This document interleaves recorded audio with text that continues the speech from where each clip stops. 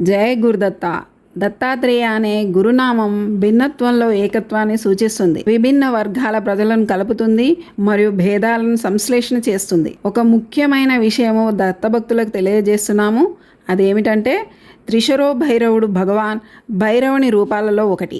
ఇది పురాతన కాలంలో కాశ్మీర్ తంత్ర కౌలశేన ధర్మంలో ప్రాచుర్యం పొందింది. కొంతమంది పండితులు దత్తాత్రేయుని రూపం త్రిశరో భైరవ భగవాన్ యొక్క ఈ ప్రతిమ నుండి ఒక మార్పుతో ఉద్భవించిందని అంటారు మరియు నమ్ముతారు. దత్తాత్రేయుడు తామసిక, రాజసిక మరియు సాత్విక అనే 3 గుణాలను నిర్వహిస్తాడు. దత్తాత్రేయుడు ప్రాథమికంగా అవధూత.